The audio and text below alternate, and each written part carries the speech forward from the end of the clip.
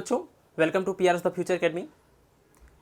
जैसा कि कल के लेक्चर में आपने देखा था कि आई के बाद जो बी और एच का पोर्शन था वो वीडियो में नहीं था, तो बाई मिस्टेक वो एडिटिंग के टाइम डिलीट हो गया था।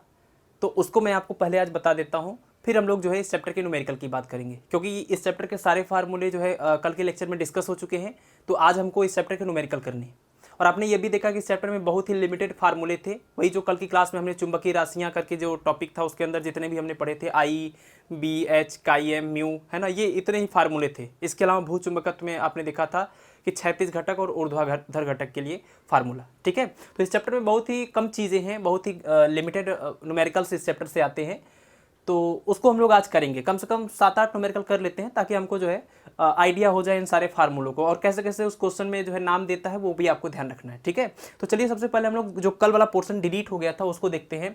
बी और एच की बात हम लोग कर रहे थे और ये दोनों उस वीडियो में नहीं था। तो बी और एच के लिए मैं आपको इतना ही बता दूं, बस आप इतना याद रखिए कि एच और जो बी है, क्योंकि बी के बारे में तो आपने पीछे ही देखा था एफ बराबर I B L sine theta वाले फार्मूले में, और इसके कई और एफ बराबर Q V B sine theta. तो बी के लिए आपने कई फार्मूले पढ़े हैं, लेकिन एच के लिए आपने नहीं पढ़ा था। ठीक है, तो बस इतना याद रखिए आप कि जो पहले तो ये जो एच है इसका नाम क्या है। इसके पहले आपने एच के पहले कल मैंने आपको आई के बारे में बताया था, और आई को हम लोग क्या बोलते थे, तो आई को बोलते थे चुंबकन तीव्रता। ठीक है, एच का नाम क्या है, तो एच का नाम है चुंबकन क्षेत्र। ठीक है, चुंबकन क्षेत्र। और इसके अलावा इसको और क्या कहते हैं, तो इसी को चुंबकीय तीव्रता भी कहते हैं। एच को चुंबकन क्षेत्र कहते हैं और चुंबकीय तीव्रता भी कह सकते हैं। ठीक है, और ये एक सदिश राशि है। एच जो है ये एक सदिश राशि है और बी भी एक सदिश राशि है, आप जानते हैं। और एच और बी की जो दिशा होती है वो समान होती है। ठीक है, जो एच है और जो बी है ये दोनों की दिशा एक समान होती है। ये कह लीजिए एच की वही दिशा होती है जो बी की दिशा होती है। और बी की दिशा निकालने के लिए आपने जो है मैंने आपको 2-3 नियम बताए थे, तो उसकी मदद से आप बी की दिशा निकाल लेते हैं। तो जो भी बी की दिशा होती है वही एच की भी दिशा होती है। ठीक है, अच्छा, अब ये एच का तो नाम आपने पढ़ लिया। अब इसी तरह से अगर हम बी के नाम की बात करें तो बी का नाम क्या है, तो बी को हम लोग बोलते हैं, पीछे अभी तक आप क्या बोलते आए हैं इसको, तो अभी तक आपने इसको बोला था चुंबकीय, इसको आपने बोला था चुंबकीय क्षेत्र बोलते थे। ठीक है, इसके अलावा इसका नाम है चुंबकीय प्रेरण। क्यों इसको चुंबकीय प्रेरण कहा जाता है अभी हम लोग देखेंगे। ठीक है, इसके अलावा इसको चुंबकीय फ्लक्स घनत्व भी कहते हैं, और ये दोनों नाम क्यों रखे गए हैं इसके बारे में बात करेंगे। ठीक है, चुंबकीय फ्लक्स घनत्व, चुंबकीय फ्लक्स घनत्व। चलिए, और इसके मात्रक को आपने देखा था कि इसका मात्रक क्या था, तो एसआई सिस्टम में इसका मात्रक होता था टेस्ला, और इसी टेस्ला को आप जानते हैं न्यूटन पर एम्पियर मीटर या फिर वेबर पर मीटर स्क्वायर भी कहते थे। फिर टेस्ला और गॉस का आपने रिलेशन भी देखा था। ठीक है, एच के मात्रक की बात करें तो एच का वही मात्रक होता है जो आई का मात्रक होता है। आई का मात्रक आपने देखा था, आई का मात्रक क्या था, एम्पियर पर मीटर। तो एच का भी मात्रक होता है एम्पियर पर मीटर। अब क्या होता है एच और क्या होता है बी, अब इसको देखते हैं। अभी तक तो आपने इनके नाम देख लिए, इनके मात्रक देख लिए, अदिश हैं कि सदिश हैं, दिशाओं के बारे में जान लिया। बस एक चीज़ बचती है कि एच की बात कहाँ पर आती है और बी की बात कहाँ पर आती है। देखिए, हम लोगों ने पढ़ा है चैप्टर, पिछला वाला चैप्टर कि गतिमान आवेश एवं चुंबकत्व। तो उसमें आपने ये देखा कि धारावाही परिनालिका में जब विद्युत धारा प्रवाहित करते हैं तो उसके चारों ओर एक चुंबकीय क्षेत्र उत्पन्न हो जाता है।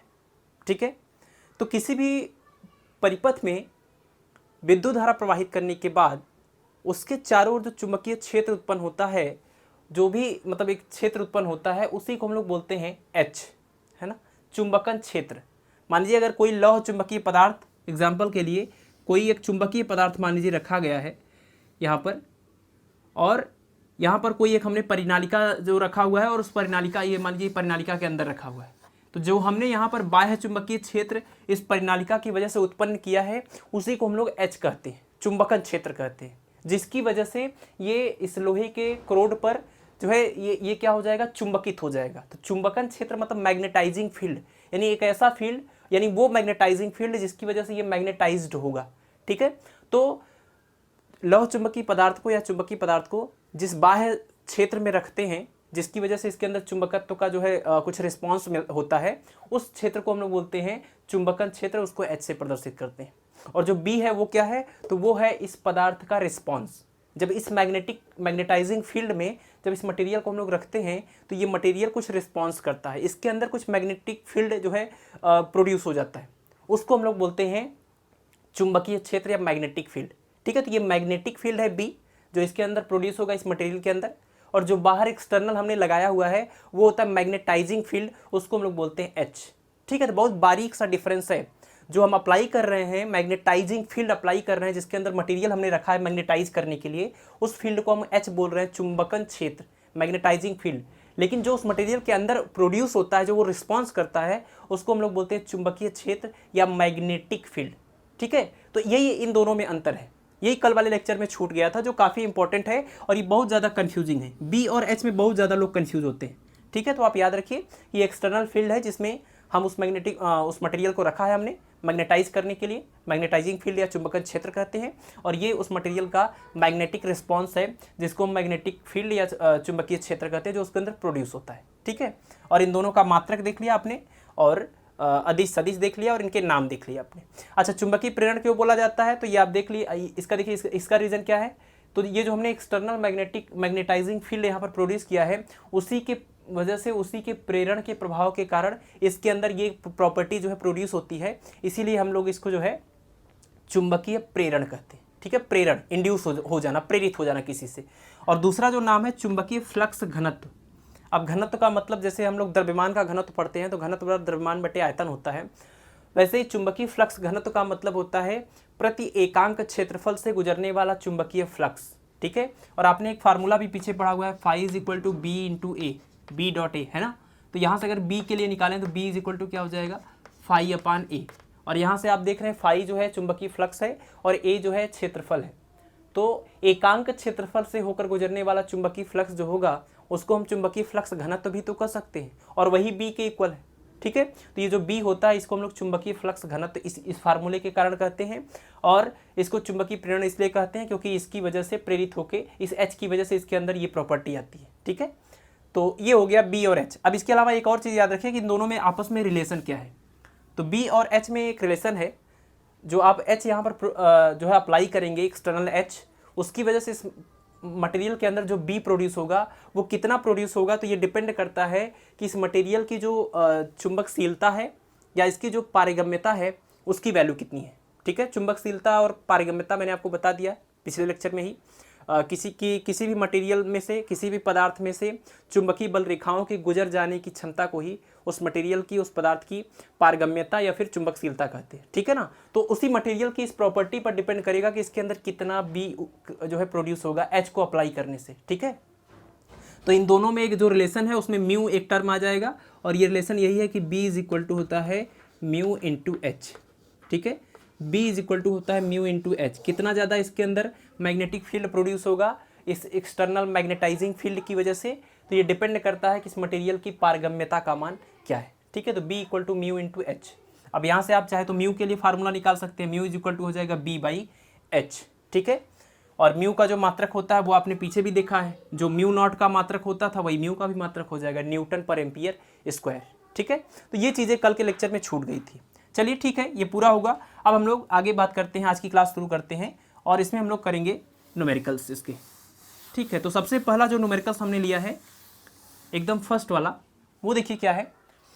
अनुचुंबकीय पदार्थ क्रोमियम, यानी क्रोमियम जो है अनुचुंबकीय पदार्थ होता है। मैंने आपको एग्जांपल में भी बताया था CrPt, है ना। अनुचुंबकीय पदार्थों में मैंने आपको नाम बताए थे Mn, Al, है ना, और फिर इसके बाद फिर क्रोमियम यानी Cr और Pt, तो ये अनुचुंबकीय पदार्थ है। कह रहे हैं अनुचुंबकीय पदार्थ क्रोमियम की जो चुंबकीय प्रवृत्ति है उसकी चुंबकीय प्रवृत्ति का जो मान है वो 2.7 × 10⁻⁴ है। इसके निरपेक्ष तथा आपेक्षिक पारगम्यता ज्ञात करनी है। ठीक है, निरपेक्ष एवं आपेक्षिक पारगम्यता के लिए क्या करना पड़ेगा कि यहाँ से देखिए एक चीज़ हम लोगों ने पढ़ा है कि आपेक्षिक पारगम्यता को कैसे प्रदर्शित करते हैं। तो आपेक्षिक पारगम्यता को प्रदर्शित करते हैं म्यू आर से। ठीक है, और निरपेक्ष पारगम्यता को प्रदर्शित करते हैं म्यू से। तो इसमें चुंबकीय प्रवृत्ति का मान दिया हुआ है, चुंबकीय प्रवृत्ति का मतलब काई एम। तो काई एम की वैल्यू लिख लेते हैं 2.7 × 10⁻⁴। ठीक है, काई एम की वैल्यू दी हुई है। इसके बाद फिर कह रहे हैं कि इसकी निरपेक्ष और आपेक्षिक पारगम्यता ज्ञात करना है। निरपेक्ष पारगम्यता का मतलब होता है माध्यम की पारगम्यता, जिसको हम लोग म्यू से प्रदर्शित करते थे, ठीक है। और आपेक्षिक पारगम्यता का मतलब कि निर्वात के सापेक्ष किसी माध्यम की पारगम्यता, जिसको म्यू आर कहते हैं, ठीक है। तो ये दोनों वैल्यूज हम लोगों को निकालनी है, म्यू और म्यू आर की। इसके लिए हम लोग क्या कर सकते हैं, देखिए सबसे पहले तो म्यू आर अगर निकालना है तो ये काफ़ी आसान है। आपने एक रिलेशन पढ़ा है, mu R is equal to 1 plus chi M, ठीक है। और इसमें वैल्यू रख देंगे 1 प्लस काई एम की वैल्यू है 2.7 इंटू 10 पावर -4, डिवाइड कर देंगे इसको जब, यानी कि 10 पावर -4 है तो ये जो डेसिमल है वो 4 डिजिट लेफ्ट में खिसक जाता है ना। तो लेफ्ट में अगर 4 डिजिट खिसक जाएगा तो 3 इधर और 0 लगा देते हैं, एक ये 2 हो गया तो ये 4 डिजिट इधर आ गया, यहाँ पर डेसिमल लगा देंगे और ये हो जाएगा 27, ठीक है। और इसको 1 में ऐड कर देंगे तो ये आ जाएगा 1.00027, ये आ गई किसकी वैल्यू, तो ये आ गई म्यू आर की वैल्यू, यानी आपेक्षिक पारगम्यता की वैल्यू आ गई। अब आपको निकालना है निरपेक्ष पारगम्यता यानी म्यू की वैल्यू। तो म्यू के लिए अगर हम लोग म्यू की वैल्यू निकालनी है तो ये जो फार्मूला है हमारे पास, mu R is equal to 1 plus chi M, इसी वाले फार्मूले में इसी फार्मूले को हमको म्यू के रूप में बदलना पड़ेगा, ठीक है। तो इस फार्मूले को अगर म्यू के रूप में बदलना पड़ेगा तो हम लोग इसको नीचे देखते हैं। देखिए म्यू आर को क्या लिख सकते हैं, तो चूंकि म्यू आर जो है आपेक्षिक पारगम्यता है तो mu R is equal to हम लोग जानते हैं म्यू अपान म्यू नॉट होता है, ठीक है। इसमें से हमको म्यू को पता करना है और म्यू नॉट जो कांस्टेंट है ये तो हमको पता ही होता है। तो ऐसा करते हैं, इस फार्मूले को और सिंप्लीफाई करते हैं। म्यू आर की जगह पर लिखते हैं mu upon mu naught is equal to 1 plus chi M, और इसको मल्टीप्लाई कर देंगे तो म्यू इज इक्वल टू हो जाएगा म्यू नॉट ब्रैकेट में 1 प्लस काई एम, ठीक है। अब इसमें देखिए म्यू नॉट की वैल्यू एक कांस्टेंट होती है, ये इसकी वैल्यू आपको पता है 4 पाई इंटू 10 पावर -7 होता है, और काई एम क्वेश्चन में दिया हुआ है, ठीक है। तो यहाँ से अगर इसको सॉल्व कर दें तो इसकी वैल्यू आ जाएगी, म्यू नॉट की वैल्यू रखेंगे कितना, 4 पाई इंटू 10 पावर -7 और ब्रैकेट में ये 1 प्लस काई एम तो आपने देख ही लिया ये कितना आया था, यानी 1 प्लस काई एम हमने पूरा निकाला है तो ये कितना आ गया, तो सीधे मैं यहाँ पर रख देता हूँ 1.00027, और आप देख रहे हैं ये 1.00027 है, तो ये लगभग 1 के ही बराबर है, तो इसको हम छोड़ देते हैं। तो बाकी बचा हुआ जो पोर्शन है वही हमारा आंसर हो जाएगा, 4 पाई इंटू 10 पावर -7, ये म्यू की वैल्यू हो जाएगी। और म्यू की देखिए, अब म्यू आर की जो वैल्यू आई वो तो ठीक है, इसमें कोई मात्रक हमने नहीं लिखा क्योंकि यह अपेक्षिक है ना, तो यहाँ से दोनों का मात्रक सेम है, कट जाएगा। लेकिन म्यू का तो कोई मात्रक आएगा, और म्यू का वही मात्रक आएगा जो म्यू नॉट का होता है, ठीक है ना, क्योंकि इसका कोई मात्रक नहीं है। तो इसका मात्रक आपने पीछे भी देखा था, न्यूटन पर एम्पियर स्क्वायर, ठीक है। तो इस प्रकार क्वेश्चन नंबर 1 से आपने निरपेक्ष पारगम्यता यानी कि म्यू और आपेक्षिक पारगम्यता यानी कि म्यू आर, ये दोनों निकालना आपने सीख लिया, ठीक है। ये रिलेशन था mu R is equal to 1 plus chi M. चलिए, तो क्वेश्चन नंबर 1 हो गया। अब क्वेश्चन नंबर 2 की बात करते हैं। क्वेश्चन नंबर 2 में दिया हुआ है कि अनुचुंबकीय पदार्थ एल्युमिनियम भी अनुचुंबकीय पदार्थ का एग्जाम्पल है। अनुचुंबकीय पदार्थ एल्युमिनियम की चुंबकीय प्रवृत्ति 2.3 × 10⁻⁵ है। इसे 4 × 10⁵5 एम्पियर प्रति मीटर के चुंबकन क्षेत्र में रखा गया है, तो पदार्थ के चुंबकन का मान ज्ञात कीजिए, ठीक है। अब देखिए इस क्वेश्चन में जो पूछा है इन्होंने, चुंबकन का मान ज्ञात कीजिए, तो चुंबकन वर्ड आपने 2 जगह पर सुना, या तो आपने आई के बारे में पढ़ा, ये जो आई होता था, इस आई को हम लोगों ने बोला था चुंबकन तीव्रता, एक बार यहाँ पर आपने चुंबकन देखा, और दूसरा कहाँ पर था, एच के नाम में था। इस एच को भी हम लोग क्या बोलते थे, इसको बोलते थे चुंबकन क्षेत्र, ठीक है। ये 2 जगह आपने जो है ये वर्ड सुना हुआ था। तो ये जो मान दिया हुआ है चुंबकन क्षेत्र, ये 4 × 10⁵5 के एम्पियर पर मीटर के चुंबकन क्षेत्र, इसका मतलब कि ये वाला जो मान है वो किसका मान है, वो एच का मान है। और यहाँ पर जो चुंबकन ये पूछ रहे हैं, तो अगर ये एच का मान है तो जो दूसरा वाला बचा हुआ चुंबकन होगा वो कौन सा होगा, तो वो हो जाएगा चुंबकन तीव्रता का मान, यानी ये आई का मान पूछ रहे हैं, ठीक है। इस सवाल से ये पता चलता है कि ये आई का मान पूछ रहे हैं। और यहाँ पर जो मान दिया हुआ है ये किसकी वैल्यू है, तो ये है चुंबकीय प्रवृत्ति का मान, चुंबकीय प्रवृत्ति यानी कि काई एम। तो देखिए चुंबकीय प्रवृत्ति काई एम इज इक्वल टू, ये हो जाएगा 2.3 इंटू 10⁻⁵, इसका कोई मात्रक नहीं होता है। और चुंबकन क्षेत्र यानी कि H, और H की वैल्यू है 4 × 10⁵ एम्पियर पर मीटर। अब कह रहे हैं पदार्थ के चुंबकन का मान ज्ञात कीजिए, यानी कि ये I का मान पूछ रहे हैं। तो अब आपको ऐसा फार्मूला सोचना है जिसमें I आता हो, H आता हो और काई M आता हो, ठीक है।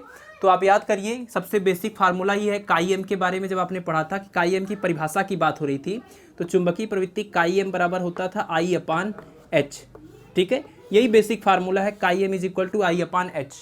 अब आपको काई M की वैल्यू पता है, H की वैल्यू पता है, तो I की वैल्यू आ जाएगी, ठीक है। तो इसमें गुणा कर देंगे तो I बराबर हो जाएगा काई M × H, ठीक है। सबकी वैल्यू रख दीजिए, ये हो जाएगा 2.3 × 10⁻⁵ इंटू H की वैल्यू कितनी हो जाएगी 4 × 10⁵, मल्टीप्लाई कर देते हैं और ये हो जाएगा 4 और गुणे 3 12, 8 और 1 9, यानी 9.2, और ये हो जाएगा 10 की घात -5, 10 की घात +5, यानी 10 की घात 0।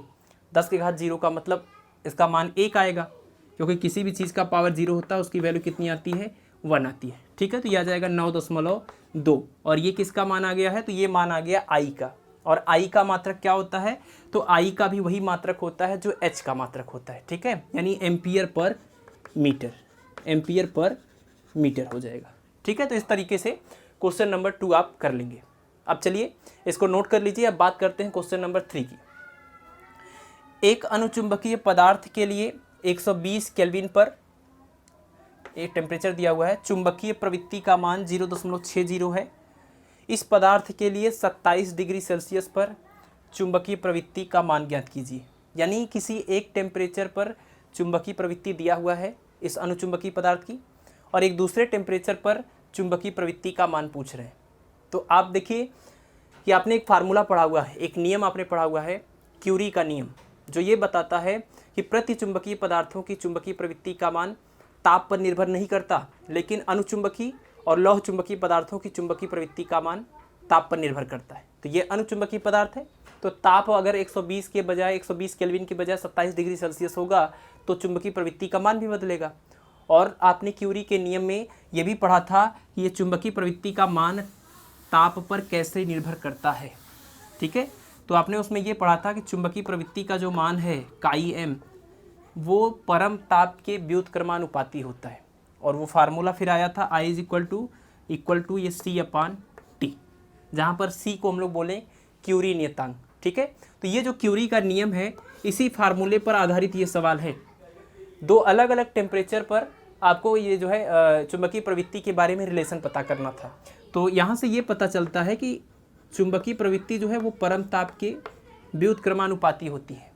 तो अगर दो केस के लिए बात करें तो आप ऐसे भी लिख सकते हैं, काई M1 अब डिवाइडेड बाई दूसरा वाला केस काई M2 = ये हो जाएगा 1/T1 डिवाइडेड बाई 1/T2, है ना। काई M अगर 1 की बात करेंगे तो 1/T1 हो जाएगा।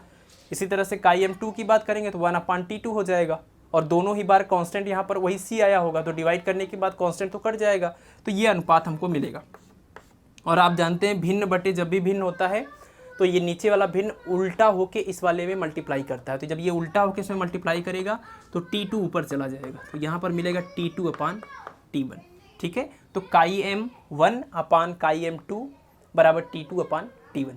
अब इसमें जो मान हमको दिया है वो रख देते हैं, इसको हम T1 अगर मानेंगे तो फिर इसको काई 1 मानेंगे, ठीक है, काई M1, और इसको हम T2 मानेंगे तो हमको कौन सा मान निकालना है, काई M2 का मान, ठीक है। तो चलिए काई M1 की वैल्यू कितनी है, तो ये है 0.60, तो 0.60 अपान ये हो जाएगा काई M2 = T2/T1।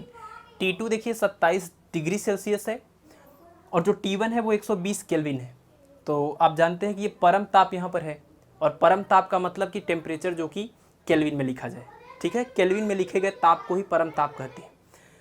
तो 120 केल्विन ये तो टेम्परेचर जो है केल्विन में है, लेकिन ये केल्विन में नहीं है। तो याद रखिए किसी भी टेम्परेचर को केल्विन में बदलने के लिए उसमें 273 जोड़ना पड़ता है, ठीक है। तो 273 ये प्लस 27 जब इसमें जोड़ देंगे तो ये केल्विन में आ जाएगा, और ये कितना आ जाएगा 300 केल्विन, ठीक है। और ये किसका मान है, ये तो ये T2 का मान है, ठीक। तो ये 300 केल्विन हो गया, T2 का मान रख देते हैं 300 केल्विन, और बटे में T1 का मान कितना 120 और इसको हल कर देंगे, तिर्यक गुणा कर देंगे तो काई m2 इज इक्वल टू आ जाएगा 0.60 इंटू 12 और डिवाइडेड बाई ये हो जाएगा 30।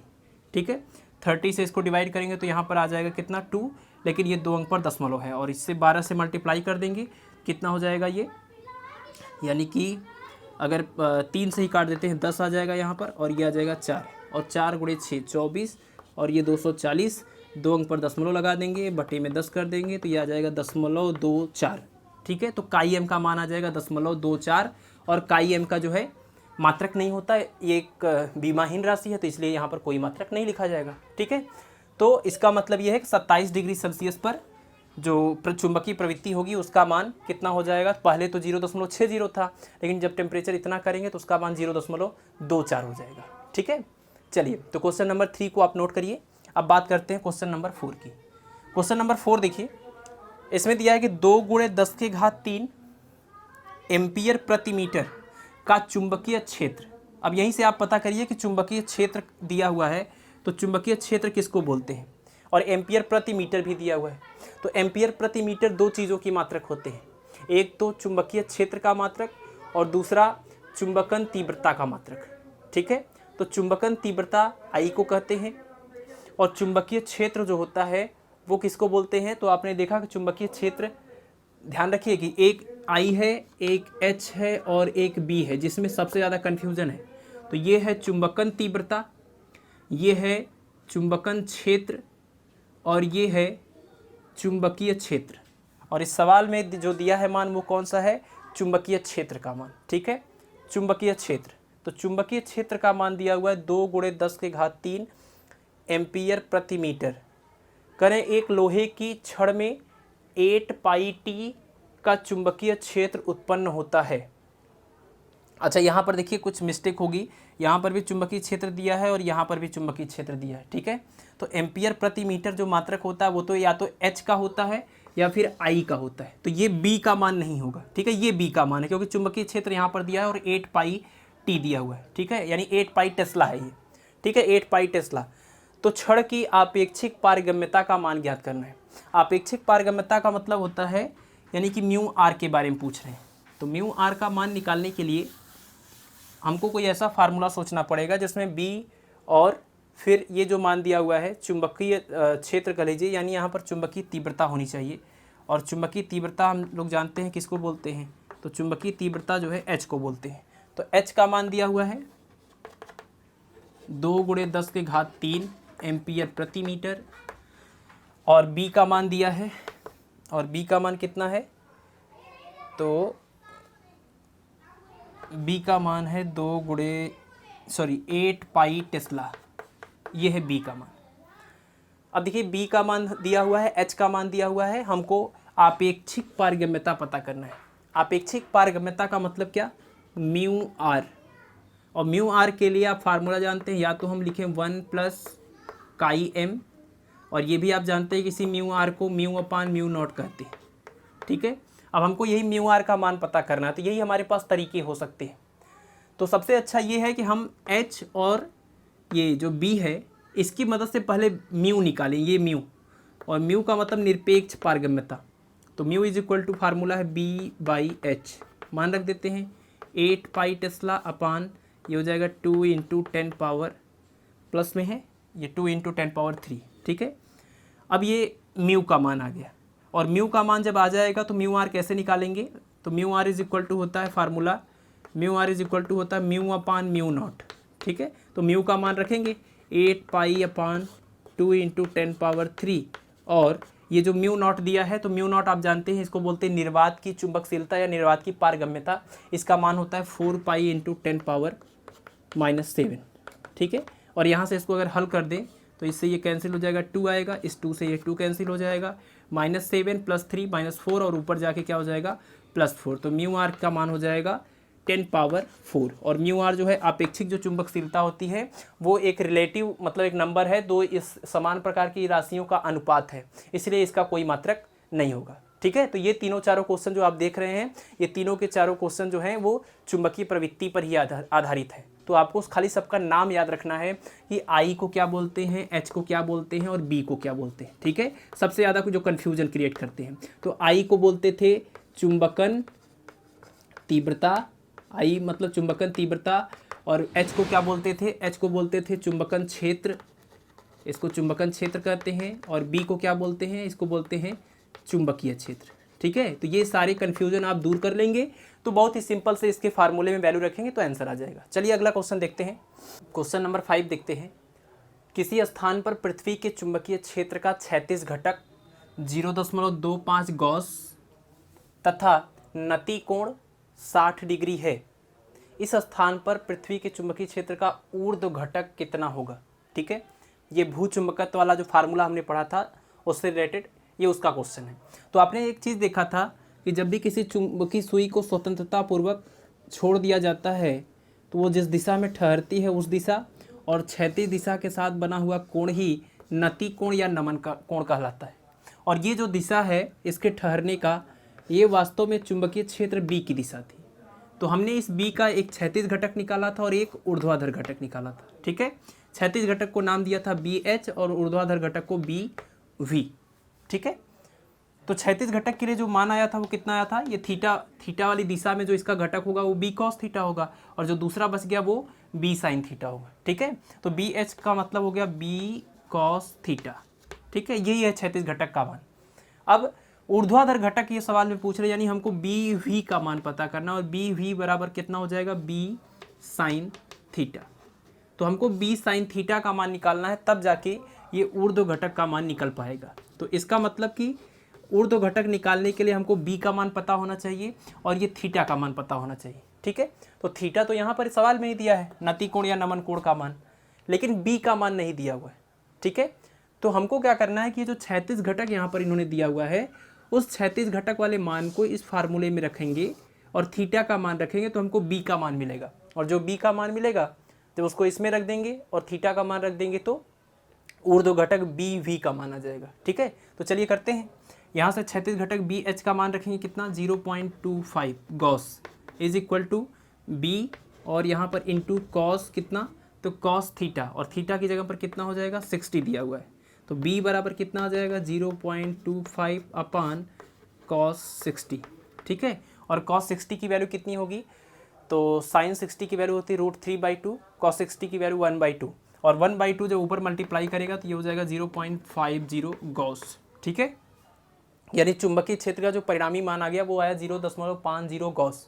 लेकिन हमको क्या पता करना था, ऊर्ध्व घटक का मान, यानी बी साइन थीटा निकालेंगे, ठीक है। तो ऊर्ध्व घटक बी वी बराबर हो जाएगा बी साइन थीटा और बी का मान निकाल चुके हैं, ये आ गया 0.50 और इंटू साइन थीटा का मान, साइन थीटा की जगह पर कितना रखेंगे, थीटा की जगह पर 60 रख देंगे तो यह आ जाएगा 0.50 इंटू साइन 60 की वैल्यू कितनी, तो √3/2 और इससे इसको डिवाइड कर देंगे तो फिर से वही आ जाएगा 0.25 और उसके बाद ये √3।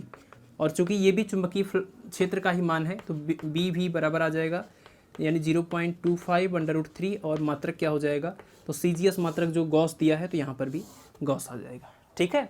यानी क्षैतिज घटक दिया हुआ है और ऊर्ध्व घटक पूछ रहा है तो ऊर्ध्व घटक का हमने फार्मूला लिखा तो पता चला कि हमको थीटा के साथ साथ हमको बी का मान भी पता होना चाहिए। तो ये जो क्षैतिज घटक दिया था उसी की मदद से हम बी का मान निकालेंगे यहाँ पर रख के और बी का मान इसमें रख देंगे तो ऊर्ध्व घटक का मान आ जाएगा, ठीक है। तो ये हो गया भूचुंबकत्व पर आधारित एक सवाल, इसको आपको नोट कर लेना है। अगला क्वेश्चन देख लेते हैं। तब तक 4 सेंटीमीटर स्क्वायर अनुप्रस्थ काट क्षेत्रफल की लोहे की छड़ 10⁻³ एम्पियर प्रति मीटर के चुंबकन क्षेत्र के समांतर है। यानी कोई एक लोहे की छड़ है, इस तरीके से मान सकते हैं हम लोग, और ये जो लोहे की छड़ है वो किसी चुंबकन क्षेत्र के समांतर है और चुंबकन क्षेत्र का मान भी दिया हुआ है, ठीक है। और कह रहे हैं कि यदि इस अनुप्रस्थ काट के क्षेत्रफल से गुजरने वाला कुल फ्लक्स जो है वो 4 × 10⁻⁴ वेबर है तो पदार्थ की पारगम्यता यानी कि म्यू, ठीक है, आपेक्षिक पारगम्यता यानी कि म्यू आर और चुंबकीय प्रवृत्ति यानी कि काई एम का मान ज्ञात करना है, ठीक है। तो जो मान दिया है उसको पहले लिखेंगे। 4 सेंटीमीटर स्क्वायर ये क्षेत्र इसके अनुप्रस्थ काट का क्षेत्रफल है, यानी इसको आप लिख लीजिए अनुप्रस्थ काट का क्षेत्रफल ए का मान है 4 सेंटीमीटर स्क्वायर और इसको लिख सकते हैं 4 × सेंटीमीटर स्क्वायर। तो पहले तो सेंटीमीटर को लिखेंगे 10⁻² मीटर और स्क्वायर करना है तो स्क्वायर कर देते हैं, तो ये आ जाएगा 4 गुणे 10 के घात, यहाँ से आ जाएगा -4 मीटर स्क्वायर। ठीक है, अब दिया है लोहे की छड़ 10 के घात 3 एम्पियर प्रति मीटर का चुंबकन क्षेत्र। ध्यान रखना है आपको कि एम्पियर प्रति मीटर दो भौतिक राशियों के मात्रक हैं, एक तो आई का और दूसरा एच का। ठीक है, तो आई और एच दोनों के मात्रक एम्पियर पर मीटर हैं। तो आपको ये ध्यान देना कि ये कौन सा वाला जो है एम्पियर पर मीटर है, आई वाला कि एच वाला। तो इस यहाँ पर देखिए नाम दिया हुआ ना चुंबकन क्षेत्र। आप जानते हैं आई को बोलते हैं चुंबकीय तीव्रता, सॉरी चुंबकन तीव्रता, और इसको बोलते हैं चुंबकन क्षेत्र। ठीक है, तो यानी ये एच का मान दिया हुआ है, एच का मान 10 के घात 3 एम्पियर प्रति मीटर। आगे यदि इनमें से गुजरने वाली चुंबकीय फ्लक्स का मान, चुंबकीय फ्लक्स को फाई से प्रदर्शित करेंगे। ये फाई का मान है 4 गुणे 10 के घात -4 वेबर। फिर इसके बाद करें पदार्थ की पारगम्यता यानी म्यू का मान, आपेक्षिक पारगम्यता यानी म्यू आर, और चुंबकीय प्रवृत्ति काई एम का मान ज्ञात करना है। तो म्यू का मान निकालना है, म्यू आर का मान निकालना है और काई एम का मान निकालना है। ठीक है, तो सबसे पहले देखिए एच का मान दिया हुआ है, ए और फाई का मान दिया हुआ है। तो अगर हमको म्यू निकालना भी है तो म्यू के लिए जो फार्मूला हम जानते हैं वो यही है, mu is equal to B by H. और ये म्यू का मान तभी निकलेगा जब हमको बी का मान पता चल पाएगा, एच का मान सवाल में दिया है। तो बी का मान सबसे पहले निकालते हैं, और बी का मान निकालने के लिए फ्लक्स का फार्मूला इस्तेमाल करेंगे, phi is equal to B A cos theta, B A cos theta यानी बी डॉट ए जिसको कहते हैं। थीटा किसके बीच का कोण है, तो हम लोग जानते हैं कि एरिया वेक्टर और ये बी के बीच का कोण है, बी की दिशा के बीच का कोण है। तो यहाँ पर देखिए जो दिशा दी हुई है एच की दिशा दी हुई है, और आपने पढ़ा कि एच और बी दोनों की दिशा सेम होती है, तो यही बी की भी दिशा हो जाएगी। और अगर ये एरिया है जो इस टाइम इसके जो है मतलब ये पूरी क्षण तो इसके समांतर है, लेकिन जो एरिया वेक्टर आप यहाँ पे निकालेंगे वो इसकी दिशा क्या हो जाएगा, ये भी इसकी दिशा के समांतर हो जाएगा, क्योंकि इस सतह के अभिलंबवत जो एरिया वेक्टर होगा वो इस दिशा में होगा, और चुंबकन क्षेत्र भी इसी दिशा में है। तो थीटा का मान 0 रख देंगे, तो यहाँ से आ जाएगा ये 4 गुणे 10 के घात -4 बराबर बी गुणे ए का मान रख दीजिए 10 के घात नहीं 4 गुणे, इसका भी मान है 4 गुणे 10 के घात -4, और कॉस 0 की वैल्यू 1। ये पूरा इससे कैंसिल हो जाएगा, बी का मान कितना आ जाएगा 1, और बी का मात्रक क्या होता है टेस्ला। ठीक है, तो बी का मान आ जाएगा 1 टेस्ला, और बी का मान जब आ गया तो यहाँ पर रख देते हैं, बी का मान रख दीजिए 1, और एच का मान पता है 10 के घात 3, और इसको डिवाइड कर देंगे तो यह आ जाएगा 10 टू पावर -3, और इसका मात्रक क्या होता है न्यूटन पर एम्पियर स्क्वायर। ठीक है, तो ये पारगम्यता म्यू का मान आ जाएगा। अब इसी के आधार पर हमको निकालना है आपेक्षिक पारगम्यता का मान। तो आपेक्षिक पारगम्यता यानी कि म्यू आर, और mu R is equal to होता है म्यू अपान म्यू नॉट। ठीक है, तो म्यू अपान म्यू नॉट कैसे निकलेगा, म्यू का मान रख दीजिए पहले तो 10 के घात -3, और म्यू आर का मान होता है 4 पाई इंटू 10 पावर -7, तो यानी कि 7 - 3 यानी 4, तो 10 पावर 4 अपान 4 पाई, और इसकी अगर वैल्यू रख के कैलकुलेट करना चाहते हैं तो वो भी कर सकते हैं। ठीक है, तो इसका तो कोई मात्रक आता नहीं है, तो इसका यही आंसर हो जाएगा, और ये म्यू का मान भी आपने निकाल लिया। तो पारगम्यता आ गई और आपेक्षिक पारगम्यता आ गई। अब हमको चुंबकीय प्रवृत्ति काई एम का मान निकालना है, और काई एम के लिए आपने फार्मूला पढ़ा, ये फार्मूला है mu R is equal to 1 plus chi M. ठीक है, तो काई एम इज इक्वल टू क्या हो जाएगा, तो काई एम इज इक्वल टू हो जाएगा म्यू आर -1। म्यू आर का मान रख देंगे 10 पावर 4 अपान ये 4 पाई, और इसके बाद फिर -1, और इसी को सॉल्व कर लेंगे तो यहाँ से किसका मान आ जाएगा, काई एम का मान आ जाएगा। ठीक है, तो इस प्रकार आप जो है इसमें से म्यू आर और काई एम का मान निकाल सकते हैं। तो ये जो चैप्टर था चुंबकत्व एवं द्रव्य, इसके हमने जितने भी फार्मूले थे वो आपको बता दिए, उसके न्यूमेरिकल करा दिए। अब आपको यही है ध्यान रखना है कि I, B, H, mu, chi M, इन सब का नाम बहुत ही केयरफुली याद रखना है, इन सब के मात्रक को याद रखना है। ठीक है, और उस पर आधारित जो हमने सवाल कराए इसको कर लेना है, और जो आपको होमवर्क दिया जाएगा उसको भी करते रहिए। ठीक है, तो आप लोग पढ़ते रहिए, मिलते हैं आपको अगले लेक्चर में एक नए चैप्टर के साथ। धन्यवाद।